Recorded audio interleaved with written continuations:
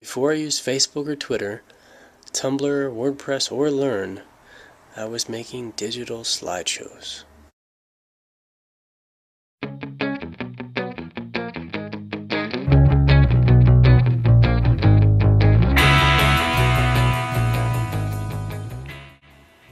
Sure, I had an academic interest in the concept of seeing, as put forward by this guy, Joseph Albers, but mainly I just wanted to fool around with narrative and expressionistic forms other than writing.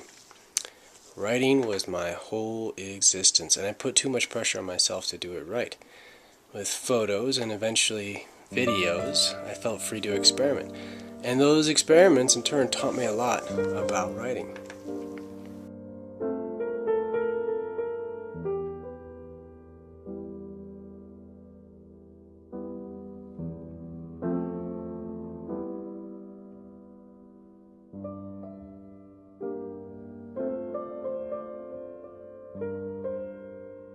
The first video I made was about Leonard Knight. He made a brightly colored 150-foot tall adobe mountain next to the Salton Sea in California. The Salvation Mountain video and a whole collection of other videos I've made since 2006 were lost in a hard drive crash.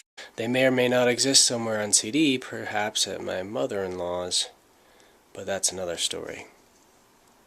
This is a more recent video, which I still have because I rendered it through YouTube. Before I made it, I had been taking photos and videos as part of my writing process for a couple of years.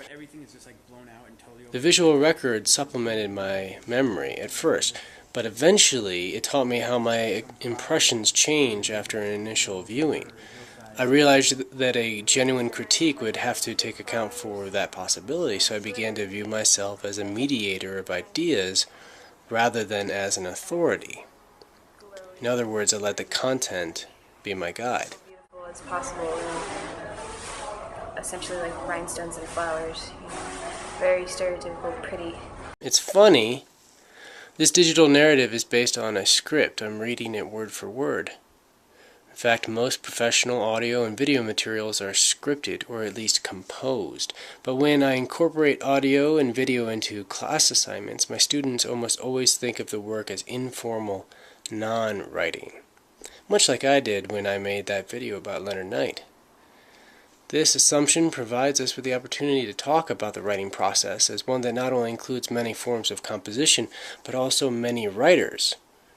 I'm thinking about the applications of photos and videos for pre-writing research, visual outlines, and peer review, as well as small and major writing assignments, but I'm also thinking about the process itself as the writing product. I know journalists now who post clips, photos, and interview materials on their blogs or social media so that readers can follow a story as it develops. In many cases, readers even become their sources. This is incredibly instructive for the purposes of the classroom. If students begin to publish their research early on, they have to engage it more deeply right from the start. And if people will be following them as the story develops online, our students will also have to be thinking about their audience's expectations. They'll want to be taken seriously. And when they get to that final piece, whether it's audio, video, multimedia web page, or good old-fashioned print, the content will tell them how to proceed. Plus, with all that content online, they won't have to worry about losing it with a hard drive crash.